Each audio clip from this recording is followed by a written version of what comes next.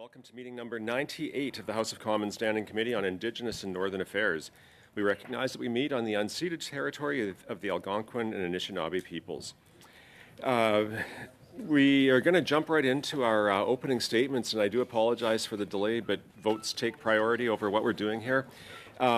Today we have from the Office of the Auditor General, the Office of the Correctional Investigator of Canada, Dr. Ivan Zinger, Correctional Investigator of Canada, and Dr. Zinger is joined by Hazel Myron, Deputy Director, Indigenous Portfolio. So welcome to you both. Colleagues, I have been asked, normally we have a 5-minute opening statement. Dr. Zinger would like to have 10 minutes to go through the report, and then we'll get into the first round of questions. Is there agreement that we allow the 10 minutes? So with that, Dr. Zinger, we'll turn it over to you, and I'll start my clock. I'll let you know. I'll give you a red card or a yellow card when there's 30 seconds left, and a red card when the time's up, and just wrap it up, and we'll get into our discussion at that point. Merci infiniment. Je voudrais... Thank you very much. I would like to start by thanking the chair and the members of this committee for welcoming us. And I am going to talk to you about our latest annual report, which includes a systemic report on incarcerated Indigenous individuals in Canada. She's my Deputy Director for Indigenous Portfolio, and she has a lot of experience and has been one of 4 key members of my investigative team that produce this document, which is our largest systemic investigation we've conducted by my office, and this is the context of my appearance. I would like to simply start by providing a bit of an historical context and a chronology that I think will resonate hopefully with you.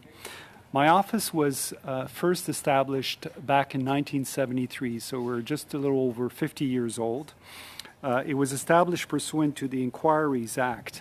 And interestingly, the very first annual report of my office, the correctional investigator at the time, Inger Hansen, highlighted some issues around poor treatment of Indigenous incarcerated persons. Between 1973 and now, my office has issued more than 80 recommendations dealing specifically with Indigenous corrections. And unfortunately, only a handful have been followed up by Correctional Service of Canada. In 1992, the role of my office was entrenched in legislation, and the Mulroney government enacted the Corrections and Conditional Release Act. That was a wonderful piece of legislation, very progressive, which speaks to charter rights and administrative law principles. And it included 2 very progressive provisions, Section 81 and 84. And those sections enabled the Minister of Public Safety, at that time it was Solicitor General, to enter into agreement with Indigenous communities for the care, custody, or supervision of Indigenous persons, incarcerated persons. As you well know, in 1999, which is now 25 years ago, the Supreme Court of Canada released its historical judgment on the Queen versus Gladue. And it stated at that time that by 1997, Aboriginal people constituted closer to 3% of the population of Canada and amounted to 12% of all federal inmates. It further stated that the figures are stark and reflect what may fairly be termed a crisis in the Canadian criminal justice system. So remember that number, 12%. In 2001, Prime Minister Jean Chrétien stated in a speech from the throne, and I quote, "Canada must take the measures needed to significantly reduce the percentage of Aboriginal people entering the criminal justice system, so that within a generation it is no longer higher than the Canadian average." Of course, that time frame has long passed. In 2013, my office issued a special report on Indigenous corrections. It found that Correctional Services of Canada moved away from implementing Section 81 in the early 2000s, favoring instead investment inside penitentiary with its Pathways initiative. 4 healing lodges remained operated by corrections to this day, instead of having been transferred to Indigenous communities as originally planned. My office reported a significant funding disparity between CSC-operated healing lodges and Section 81 healing lodges, basically 62 cents on the dollar. In 2015, the Call for Action of the Truth and Reconciliation recommended that the government commit to eliminate the overrepresentation of Aboriginal people in custody over the next decade. So we are 1 year away from that deadline. It's not going to happen. In fact, in 2015, the percentage of Indigenous persons in federal custody was 25%. It now stands at, and I'm afraid I've made a mistake in my opening remarks, it's not 32, but as of today, it is 33%. And this is a new, shameful, historical milestone. 1/3 are Indigenous in our penitentiaries. And for Indigenous federally sentenced women, the situation is even more critical. It moved from 37% in 2015 to 50% today. In 2019, the call to justice of the National Inquiry into Missing and Murdered Indigenous Women and Girls made 17 recommendations related to federal corrections, including increasing the use of Section 81 and 84. It also made some comments with respect to enhancing the role of elders and implementing consistent application of Gladue factors in decision-making. Let me skip now to 2021, when the Prime Minister, Justin Trudeau, issued new mandate letters, which included addressing the overrepresentation of Indigenous people in the criminal justice system. Over the last 20 years, Correctional Service has developed 5 distinct strategies on Indigenous corrections. Unfortunately, and despite significant efforts and resources, my office has not observed any significant or measurable improvements on key correctional outcomes, which, by the way, corrections has control over. So compared to, if you compare Indigenous versus non-Indigenous prisoners, the Indigenous are overrepresented in maximum security institution. They're overrepresented in structured intervention units, which is the old regime of administrative segregation. They're more likely to be involved in use of force. They're more likely to self-injure. They're more likely to attempt suicide. They served a higher proportion of their sentence and are typically released at the great majority at statutory release, which is at 2/3 of their sentence. They have a higher rate of parole suspension and revocation, and also a higher rate of recidivism. In 10 years after our initial Spirit Matters report, we completed an update.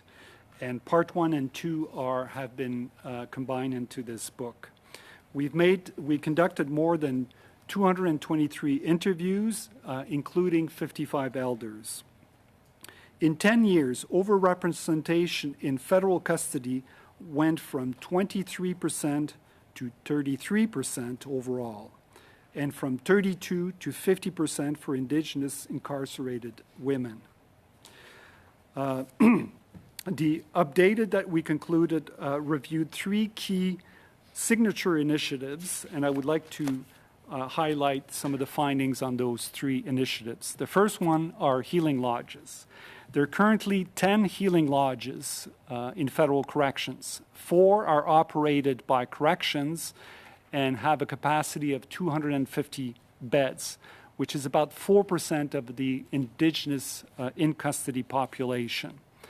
and 6 of those healing lodges are operated under Section 81, therefore community-based, but only have 139 beds, which has a capacity to house only about 2% of the Indigenous in-custody population.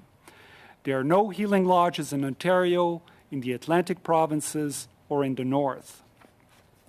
And it's still, in terms of funding, 62 cents on the dollar.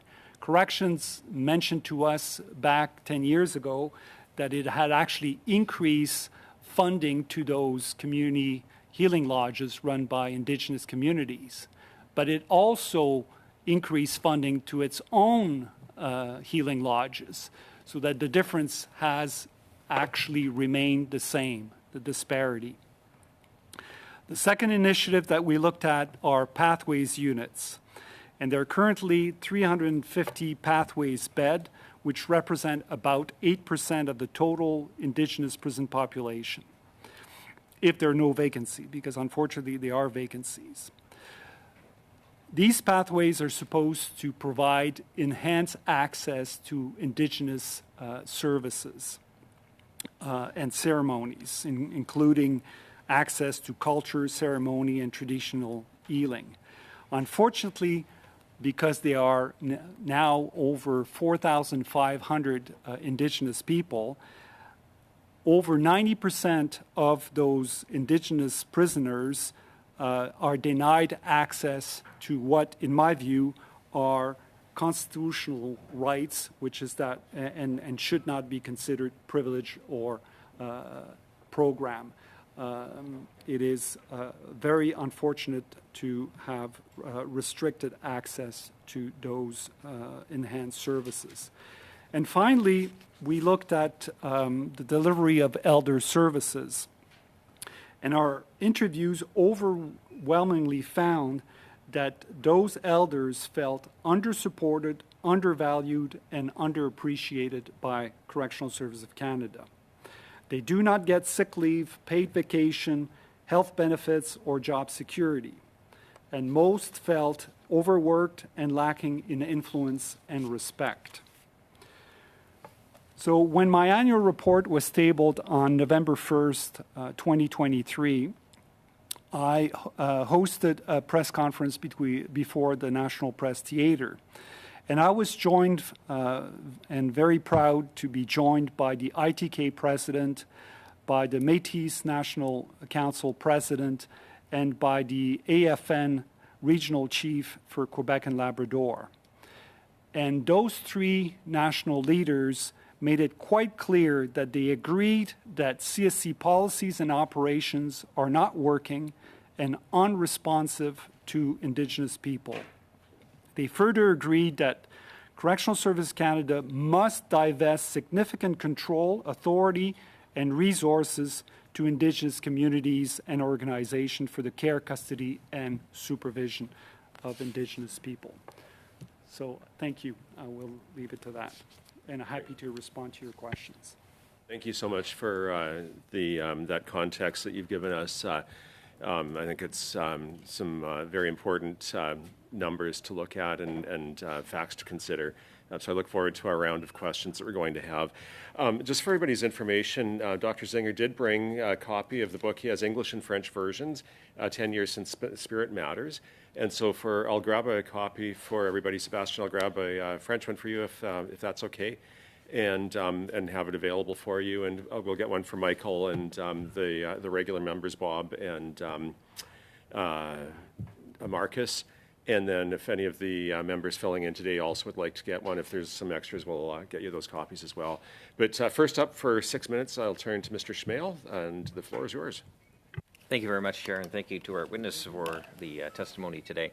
I wonder if you could tell us, based on the numbers you just gave us and the statistics, why there has been no real improvement in either incarceration rates or basically in custody numbers for Indigenous peoples.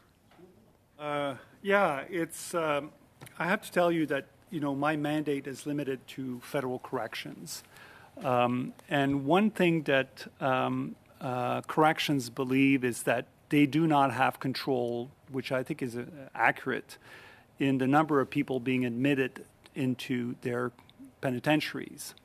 However, where I disagree is that they do have the authority and the power and the means to effect change and have an impact on public safety by ensuring that those who are incarcerated in their facilities are prepared and for release, for safe and a gradual release. And they may be able to make a significant contribution to public safety. It's clear to me that a lot of the problems that corrections are facing are challenging, and they should be dealt with far sooner than before they arrive in their correctional facilities. So in my personal view, and as I say, this is outside my mandate, it's clear that in Canadian society, Indigenous people do not benefit from socioeconomic, cultural, Indigenous rights as the rest of Canadians. So there are some incredible sort of disadvantages, and some of those are, of course, rooted in historical factors. Doctor, sorry, I just have so many questions in limited time, if I could. So, given the fact that over the last 20 years, despite resources being put into the correctional service to improve the situation, according to your report, there hasn't been any measurable difference. So, having said that, what specific recommendations could you tell us now that might be able to have some kind of impact? Because I don't think continuing on this path for another 20 years is sustainable or the right thing to do. So I'm open to your suggestions. Yeah,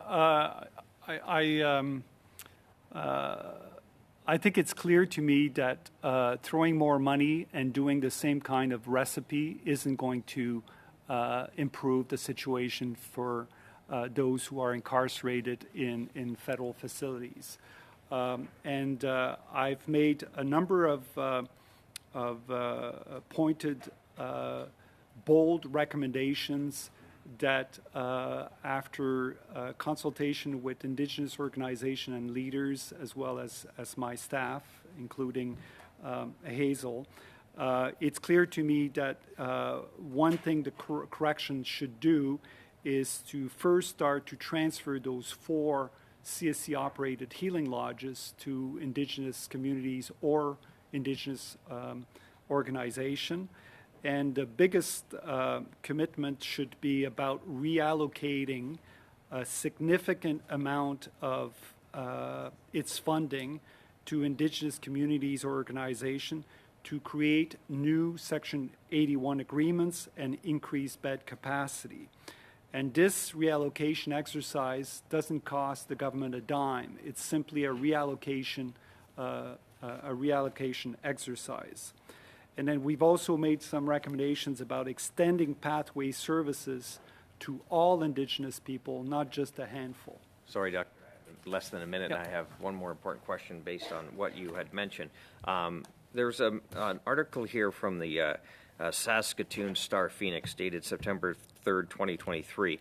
It just mentioned over a 4-year period from 2017 to 2021, there were 56 escapes of federal inmates. 43% happened at healing lodges. Now, these, my understanding, are the federally run healing lodges rather than those run by Indigenous communities.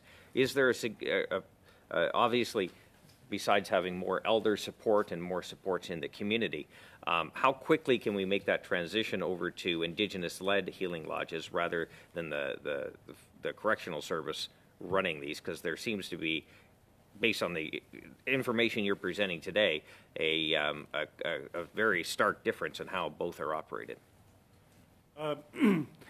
I think if the service was in full commitment to shift some of its resources, this would not happen overnight.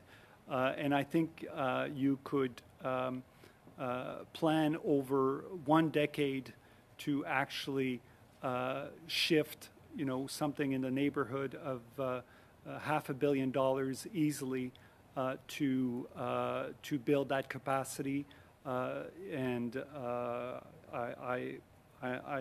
sure that through attrition that this could be done, and through a concerted effort and support from the central agency, that would be an achievable goal. Thank you. We're out of time on that one. We'll move now to Mr. Batiste for the first 6 minutes. Thank you, Dr. Zinger, and thank you for the shedding light on the reality of where we are in the correction system in Canada with Indigenous people. I'm wondering if you have any ability to give us any insight as to, is there any correlation that you have found between those who are either second generation or third generation Indian residential school survivors within their family, and the correlation between that and the amount of and those who are currently serving in penitentiaries. What I'm really trying to look towards is the root causes of why. I reject any notion that Indigenous people, out of a culture or because of any race-based solutions, are more apt to commit crimes. Rather, looking at the root of why. And, from listening to elders, being from Nova Scotia, where the Donald Marshall Jr. inquiries said that, systemic racism is present within the justice system, and it often fails Indigenous people at every turn. And I'm wondering if you can talk to us a little bit about the root causes of what we're finding about those who are currently serving, and some of the root causes as to what happens that creates the atmosphere where they end up in federal institutions.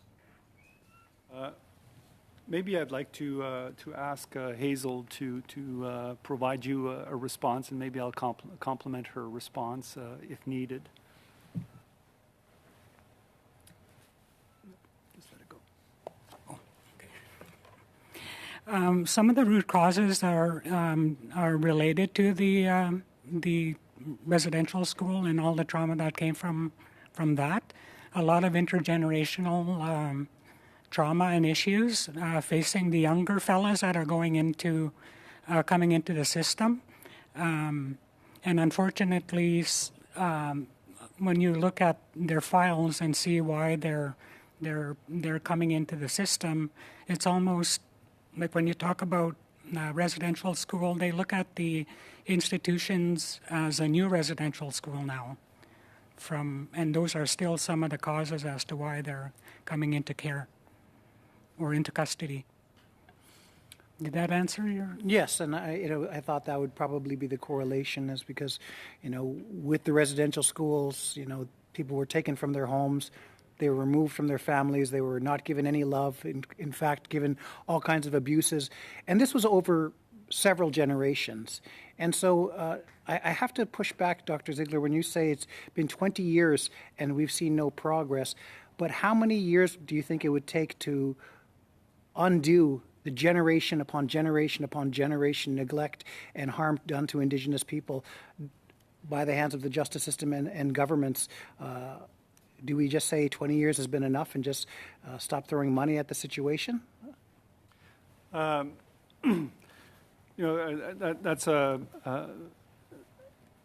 what I can tell you is that if you look at, for example, the incarceration rate, which is way higher for Indigenous people than for non-Indigenous people, and you use that as a barometer to assess the success and failures of our broad public policies, I would argue that if you were able to stop the trend, which has been linear and it's getting worse year after year, and even reverse that trend in terms of incarceration rate, you would find that you would have made gains in issues such as education, housing, healthcare, and employment, and anti-racism initiatives, et cetera, et cetera. So I think the incarceration rate, it's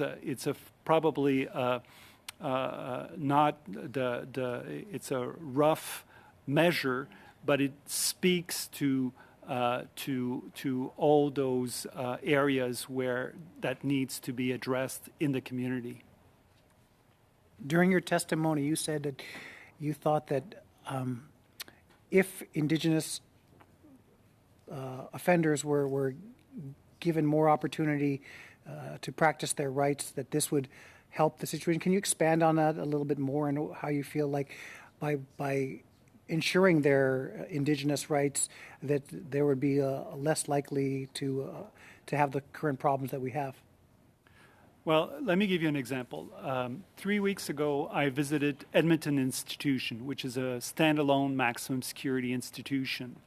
It's currently, I think it had at the time about 230 incarcerated individuals. It is so dysfunctional that now they're basically running 12 separate subpopulation within that penitentiary. That means that none of those subpopulation can mix among themselves. So it's like running 12 separate penitentiary inside of penitentiaries. Because of that, it puts extraordinary pressure to have access to programs and services. So, for example, Edmonton Institution probably has over 70% are Indigenous in Edmonton Institution. There was no access to the prison industry, which is called Corcan. So no access to vocational training that Corcan is supposed to give. There were only 8 individuals who 3 times a week would have access to what they call the pre-pathways services. 8 out of 230.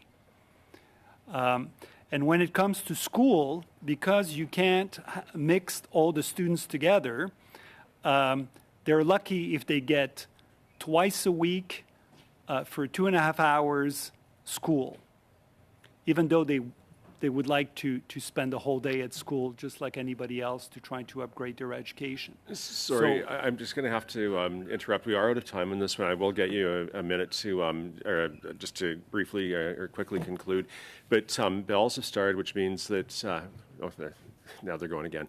I'd like to propose that we get through at least this round of questions, which would be another 12 minutes. I need unanimous consent to do that. So would we agree?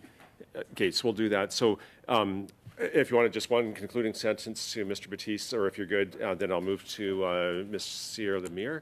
And, okay, well, go, Monsieur Lemire, the floor is yours for 6 minutes.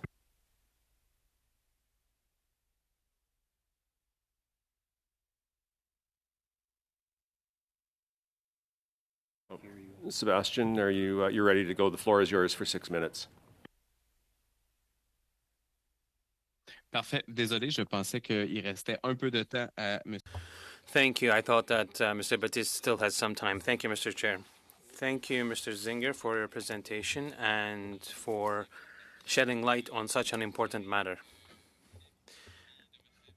A friend of my family, Jean-Charles Coutu, is a retired judge, and this individual worked for more than 20 years in different communities, and he produced a report. And I actually visited him over the holidays, and he was telling me that he was quite sad that his report did not really get enough attention. And there are some elements maybe from that report that might be useful for us. In an interview, and he was recently actually nominated to the Order of Canada, and he received that very high distinction over the past years. He was saying that when he was going in the north, he was always contacting the Cree and the Inuit organizations on the ground when he was delivering his judgments, and he was trying to have the chiefs on his sides to increase the social acceptability of the outcomes. and he was in constant communication with the different communities to improve the different situations. And he was trying to bring the indigenous communities into the administration of his court. So Mr. Coutu also chose to go for lesser sentences by taking into account different factors. For instance, if there was an Inuit individual who was being sent to a different village, of course, this was very harsh punishment for them. In indigenous communities, that is a very, very important component of their ways. So excluding an individual from their community is usually a lot harsher as far as sentencing goes than what they might otherwise receive from the criminal justice system. So that's also an element that comes up in the report. So there are also different recommendations that aim a more general strategy for indigenous inmates and practices that are in line with their social values.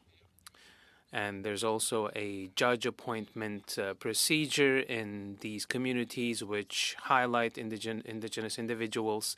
So these are some of the elements from this report, Mr. Coutu's report. This is a report from 1995 issued to the government of Quebec.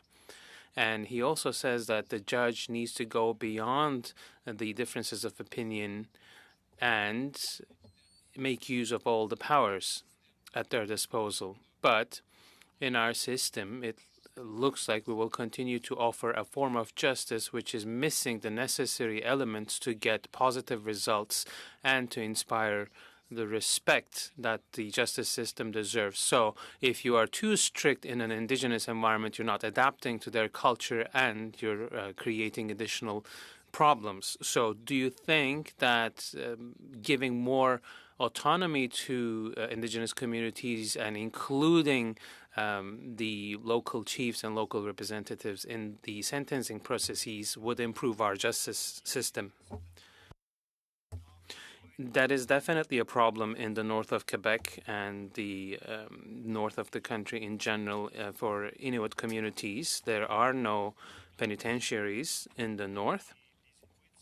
So as a result, Inuit individuals are sent to penitentiaries in the south of the country. The Correctional Service has 4 Inuit excellence centers, and they provide services that are better adapted to their needs. But when we examined the system in November 2023, we found out that there were about 130 Inuit individuals in the federal system, and only half were placed in these excellence centers where they were able to access more adapted programs. So that was clearly a real problem. And in our opinion, if you want to comply with the principle of reconciliation and self-determination of indigenous communities and their self-governance, these principles, then there needs to be a higher degree of control in the hands of these indigenous communities when it comes to their justice system from the beginning to the end. So the whole gamut of the justice system, going from indigenous policing services, courts, and also when it comes to administering the sentences. Well, you were saying that the Cree leaders or Inuit leaders would be present during sentencing, and they will be consulted by the judge to have a dialogue with the accused to better understand the situation. So dialogue was definitely an important element. So the idea here being to deliver restorative justice. So is that something that could be looked into and used a bit more rather than note that that's the end of the 6 minutes, and so I'll give you a brief opportunity to respond, but then we will need to go to Ms. Edloot. OK. La réponse est oui. C'est certain. The answer is yes. Definitely, there has to be more of this kind of engagement, which is more respectful of Indigenous communities. Merci beaucoup. Thank- Merci, Monsieur le Président. Thank you very much. Thank you, Mr. Chair. Monsieur Lemire. Ms. Edloot, it's over to you now for your 6 minutes. Kuyanami Iksivotali. Thank you, Chair, and thank you to both witnesses for appearing today. And I very much appreciate your report because you've very much highlighted the injustices that Indigenous peoples continue to experience. I really hope that not just this committee, but all parliamentarians read this important report because you address a lot of things, including intergenerational trauma. You address the impacts of colonial and genocidal policies on Indigenous peoples, and you provide very good recommendations to try and transform our justice system so that we do start seeing a reduction in the overrepresentation of Indigenous peoples in this very oppressive system. So I wanted to just commend you on your great work. I note in your the report you gave us, 10 years since Spirit Matters, when you show us the data about the healing lodges, there are 10 healing lodges that you've listed. And out of those 10 lodges, there's only 2 of them that have seen 100% occupation, and the rest have been either not reportable or have seen lower incidences of occupation. I wonder if you could explain to us how that kind of result has come to be. Is it, for example, that there is not enough information given to Indigenous communities about the existence of these programming dollars to offer healing lodges? Like that kind of information would be super helpful. I'm sorry, you talk about the rate of occupancy of the various healing lodges? Is that what you meant? I think so, because in your report on page 10, it says percent occupied on page 10. So, for example, the Wasiskan Healing Center has 100% occupied. The Willow Cree Healing Center has 100% occupied. Why would all of these other healing lodges not be 100% occupied if there's such an overrepresentation of Indigenous peoples in the justice system? That's an excellent question, and we were as puzzled as you are.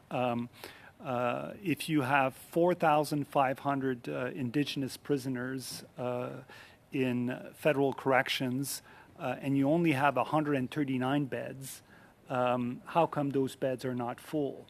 And the same with respect to the CSC-operated healing lodge with a capacity of 250. So when we looked at it, overall, I think they were 75% occupied, those beds, and we raised the question, why not? When we did some of the work we did, we found that it's not that the healing lodges are wanting more residents, and they are accepting on paper more residents, but unfortunately, correction isn't sending them. There is now a really, I